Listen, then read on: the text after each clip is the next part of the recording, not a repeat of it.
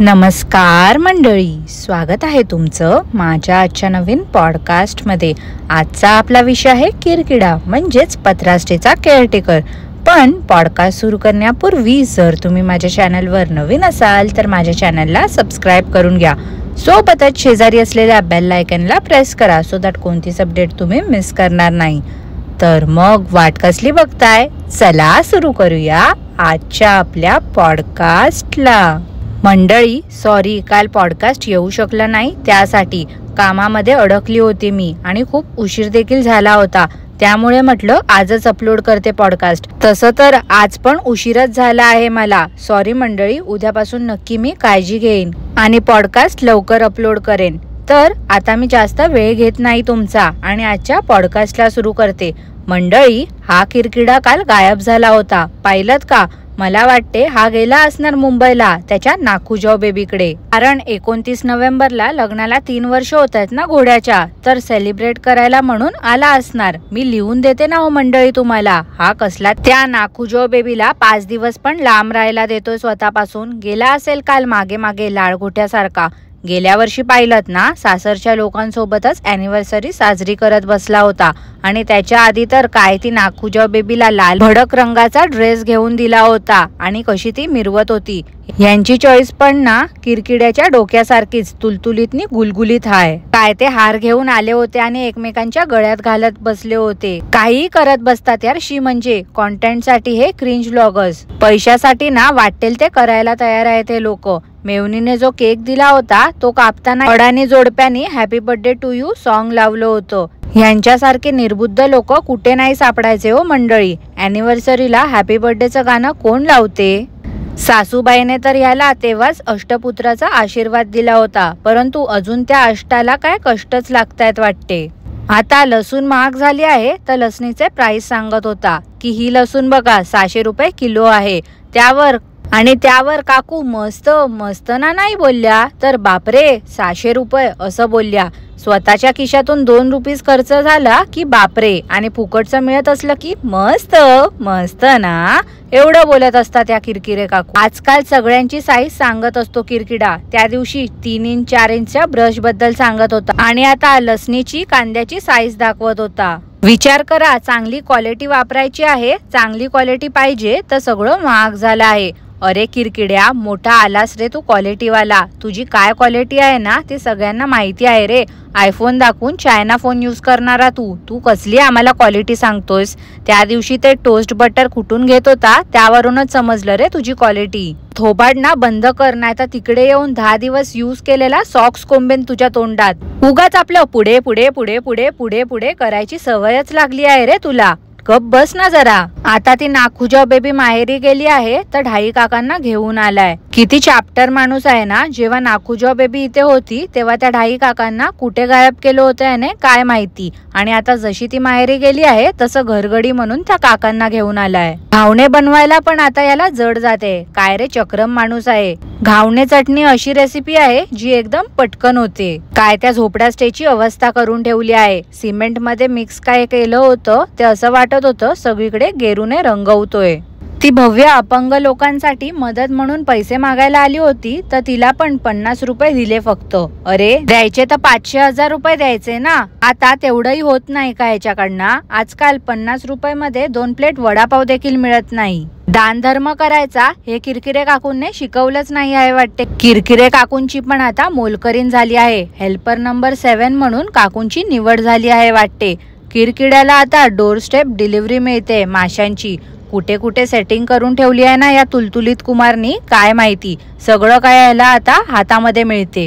अहो म्हणजे सामानाबद्दल बोलते हो मंडळी मी। आता त्या झोपड्या स्टेच्या अवतीभवती किरकिडा पेंट करणार आहे। अरे किरकिड्या, तुझ्या तोंडावरती पण एक हात मार ना कलरचा, पण कलर कोणता? तर काळा कलर, खूप छान दिसेल। कोणते कोणते कलर आणले आहेत ते किरकिडा सांगत नव्हता। किरकिडा बोलतो काय तर मी सरप्राईज देणार आहे सगळ्यांना। अरे ह्यात कसला आलाय सरप्राईज? घर तुझं, कलर तू मारणार आहे, आम्हाला कशाला सरप्राईज मिळणार आहे? आणि तसं पण अरे कलर कोणताही मार रे तू, आम्हाला काय कितीही काही केलं तरी झोपडास्टेचा राजमहाल नाही होणार आहे। आणि ही गोष्ट तू विसरू नको, त्याला कलर कर नाहीतर काही कर. झोपडा स्टे हा झोपडा स्टेच राहणार आहे. कावळ्याला मोरपंख लावल्याने काय कावळ्याचा कधी मोर होत नाही?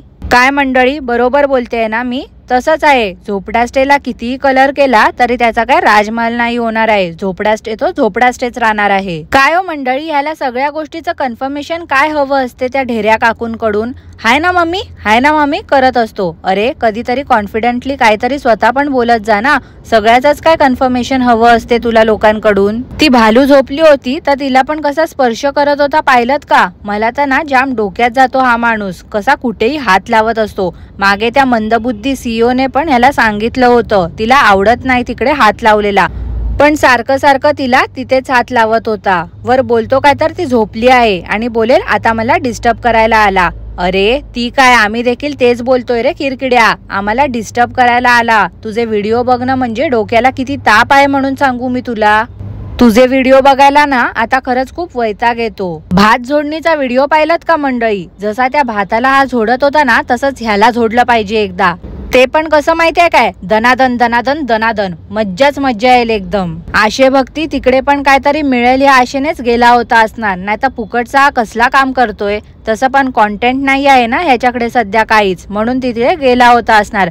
घरी बसून काय काकूंना दाखवून दाखवून लोक काय जास्त बघायला इंटरेस्ट घेणार नाही, म्हणून तिथे कॉन्टेंट गोळा करायला गेला होता फुकट्या. सगळीकडे घुसण्याची ना ह्या किरकिड्याला घाणेरडी सवय आहे. ती भव्या किती लहान असून जोर लावत होती आणि हा नाजुका तुलतुलीतनी गुलगुलीत कसा झोडत होता. मिठ्याला ना अक्कलच नाही आहे कसली. त्या भव्याला बोलतो केसांवरती बघ काय काय आहे. माझ्या पण केसांवरती काय काय असेल? काय असेल रे किरकिड्या? तुझे कोणते केस आणि खरे की नकली? नाही म्हणजे आम्हाला सगळ्यांना माहिती आहे तुझी केसच नकली आहे. मंडळी त्या बुबूंची पिल्ल पण मोठी झाली, पण अजून हा आहे तसाच आहे, एकदम बालबुद्धी. किरकिरे काकूने बसून बसून त्या सोफ्याची काय अवस्था करून ठेवली आहे पाहिलत का? आता नाखुजा बेबी नाही आहे तर पाणी येत नाही आहे वाटते किरकिड्याचं, म्हणून टँकरवाल्याला बोलवलं होतं पाणी सोडायला. टाकीमध्ये हो मंडळी, भलता सलता विचार नका करू काही. बोरला काय याच्या पाणी नाही येत म्हणून त्याने बोलवलं होतं टँकरवाल्याला.